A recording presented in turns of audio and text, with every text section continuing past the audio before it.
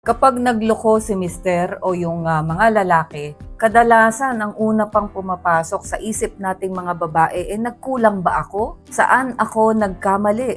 Kasi lalo na yung mga babae na talaga namang todo-todo ang pagsisilbi sa kanilang mga asawa. Halos ibinigay ng lahat. Pagkatapos ay magloloko lang din pala yung asawa. So ito talaga ang maaaring itanong nila sa sarili nila. Saan ako nagkulang? Ibinigay ko ng lahat. Bakit nagawa mo pa akong lokohin? Kaya sa video na ito ay pag-uusapan natin ano ang mga naging dahilan. Bakit nagloko ang inyong mga mister? Huwag nyo kaagad itutok sa sarili ninyo na kayo ang nagkulang, ano ang pagkakamali ninyo. Dahil hindi lahat ng pagtataksil ay nang dahil sa inyo o nang dahil sa asawang babae.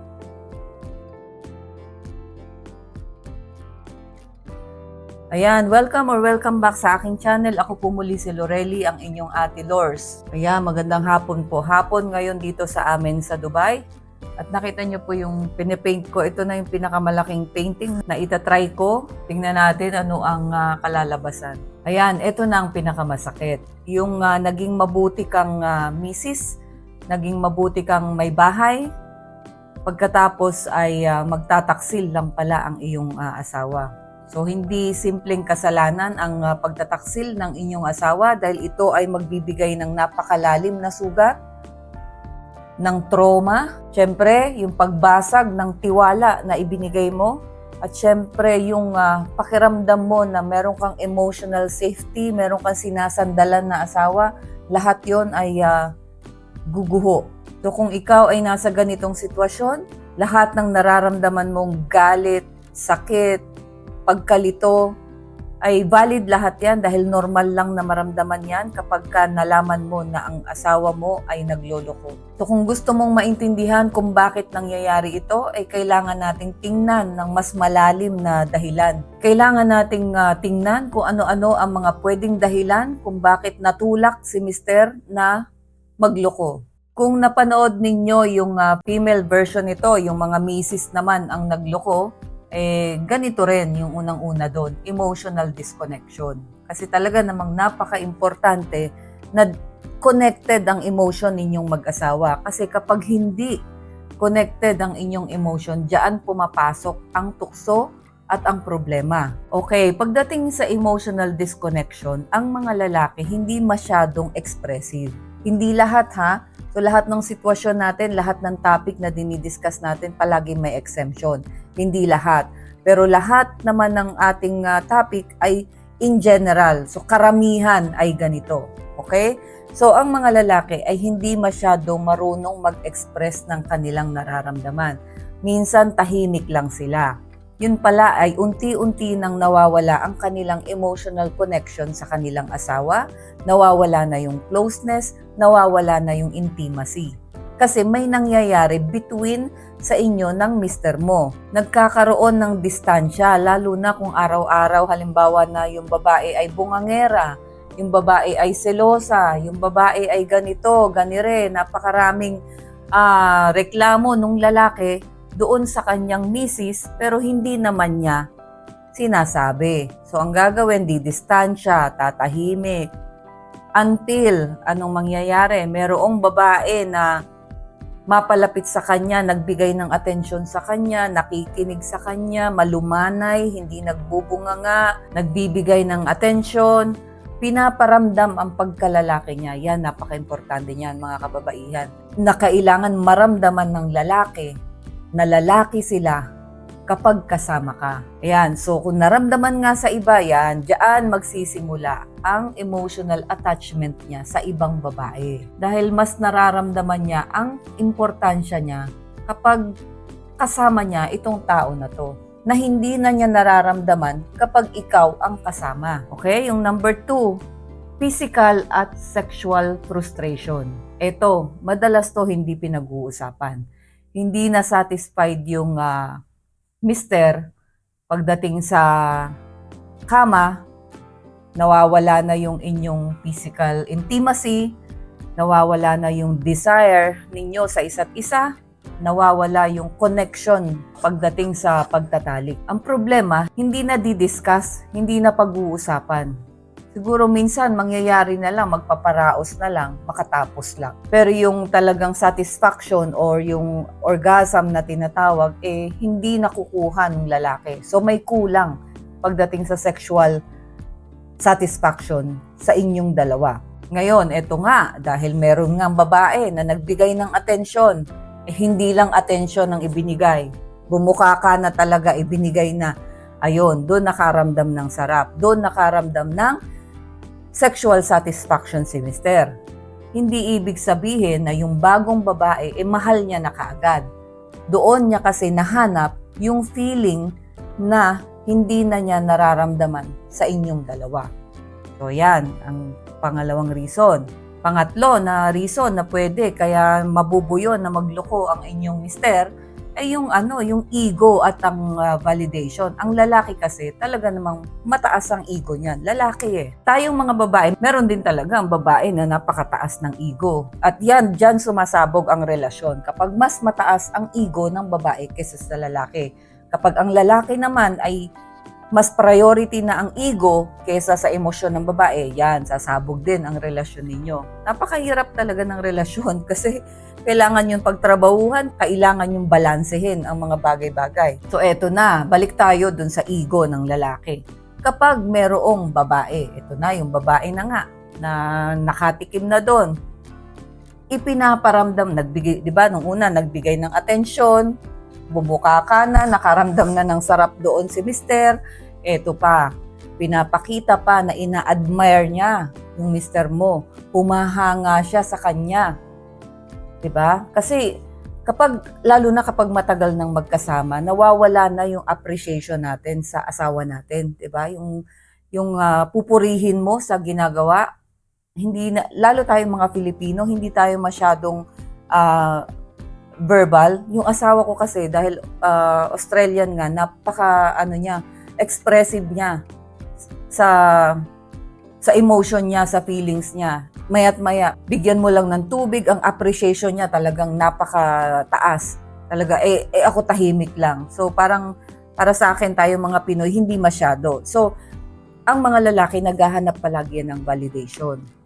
Lalo na, yun nga, yung ego. Hinahangaan siya nitong babae na to. Siyempre, feel na feel yan, di ba? Pinaparamdam nitong babae na to na importante siya. So, dahil dyan, lumalaki, tumataas ego ng lalaki kapag kasama niya itong babae na to, na hindi na nararamdaman sa misis. Hanggang sa hindi na namamalayan ng mister na nahuhulog na ang loob niya sa babae.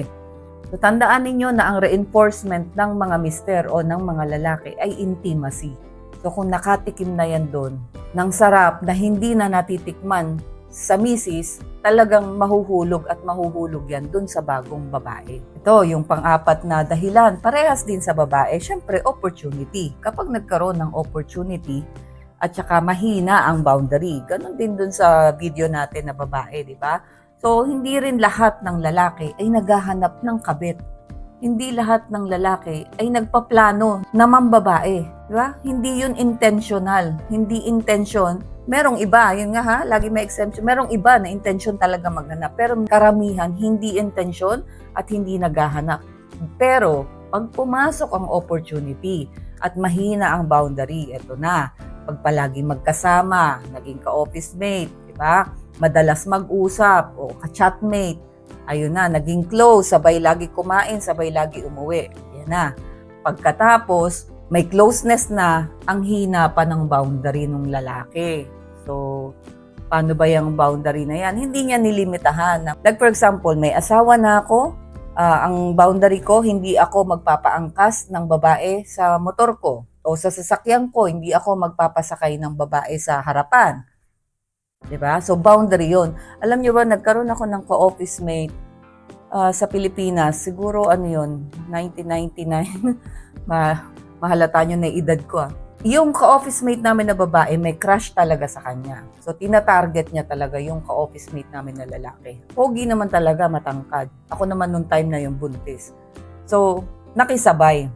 Kinabukasan, alam niyo ang naging kwento. Nakisabay siya, pinasabay naman siya nung lalaki. Pero alam niyo ba kung saan siya pinaupo? Sa likuran ng kotse. Kasi ang sabi nung lalaki, asawa ko lang o misis ko lang ang may karapatang umupo sa harapan. So may boundary siya, malinaw, para iwas tukso. So sabi niya sa akin, doon ko pinaupo kasi ayokong may makakita pag-isipan pa ako ng masama. Pangalawa, yung upuan na yon ay para sa misis ko lang. Ganun kalinaw yung boundary niya. So, pag may ganong kalinaw na boundary, hindi ka mahuhulog sa tukso. Kaso, eto na, may opportunity ka na, mahina pa yung boundary mo, ayun na. At hindi mo pinigilan yung tukso, dyan na papasok ang problema. Kaya, nabubuyo. Yung number 5 na dahilan, eto na, yung umiiwas sa problema. Alam na natin na kapag mag-asawa na, ang dami ng responsibility. May gawaing bahay, may mga bayarin, may mga nag-aaral, may mga bata. Ang dami talaga. So, andyan yung stress, di ba? Andyan yung pagod, yung problema ninyong dalawa. Merong mga lalaki na hindi kasing tibay ng babae sa pagharap sa problema. So, hindi lahat pero karamihan. Ang nangyayari, sila ay tumatalikod o tumatakas. Kaya minsan magtataka kayo, yung babae bunganga ng bunganga. Tapos napipikon yung babae dahil walang makuhang sagot dun sa lalaki. Kasi yung lalaki tumatahimik na lang, nagsha-shutdown. Ayaw ng conflict, ayaw ng gulo. Minsan ayaw pag-usapan ng problema. So ang nangyayari, dahil tumatahimik yung lalaki, nagsha-shutdown, lumalayo, mas gusto pa na nasa labas na lang o mas gusto pa na nasa trabaho na lang. Kumbaga, umiiwas sa problema. Kaya lumalaki yung problema. Yun namang misis, ang nagkukumahog na pag-usapan natin ng problema. Tapos, ito naman, paiwas. Ngayon, pagdating dito sa babae, na nasimulan na nga, diyan nakakaramdam ng walang problema, puro sarap lang, walang pressure, walang responsibility. Kaya talagang hulog na hulog kung meron mang bagong pagbibigyan ng kanyang atensyon. Ito, number 6 na reason, immaturity. Ito yung pinaka-totoo pero pinaka-mahirap tanggapin. Ang dami ko pong kliyente na lalaki, na mister, na gustong ayusin yung relasyon nila sa kanilang misis. Ang karaniwan na dahilan ay immaturity po. Immaturity. Una, dahil nangyari ang pagkaasawa nang hindi siya handa sa commitment. Nagulat nung mag-asawa na, nung may anak na, ganito pala katindi ang commitment ng isang mister. Paano kung yung lalaki na yan ay gusto ng excitement, tapos madaling maboring, at takot sa responsibility. So kahit may pamilya na, naghahanap pa rin ng excitement, ito yung delikado. Kasi kaya mahina yung boundary niya ay dahil immature. So kapag may lumapit na tukso, napakadali. So yung number 7, kaparehas din nun sa babae, may personal issue. Kung may problema pa yung lalaki, yung inyong mister ng personal, merong insecurity, merong childhood trauma, diba? Merong mga unmet na pangangailangan na hindi niya naayos bago naging kayo. Kapag ganon, merong mga ganyang personal issues, merong behavioral issue na personal at hindi naayos bago naging mag-asawa kayo, bago kayo nagsama, ayun, lumalabas ito sa maling paraan. Ayun nga, akala niya may kulang sa relasyon, may hinahanap sa relasyon na hindi na-identify na ang problema pala ay nasa sarili niya, hindi pala sa relasyon. So dahil dun sa mga pinagdaanan niya, na ilalabas niya halimbawa yung galit niya sa maling paraan, diba? Yung sobrang pagkaselos niya, maling paraan kasi pala meron siyang trauma na nakaraan. So maganda na tingnan din yung personal na issue, anong meron. Kung kailangan nyo ng professional help dito, kumuha kayo para maintindihan nyo talaga yung sarili nyo, para maiayos nyo yung sarili nyo kasi mahirap mag-ayos ng isang relasyon na ikaw mismo ay hindi maayos. So ito yung mga rason kung bakit pwedeng mahulog ang inyong mga mister sa ibang babae. Pero hindi ito excuse, kaya natin diniscuss, binibigyan natin ng justification na, kaya sila ng babae dahil ganito. Ito kasi yung nangyayari, ito yung realidad. Pero sa totoo lang, kung talagang magtataksil at nagtaksil, mali pa rin.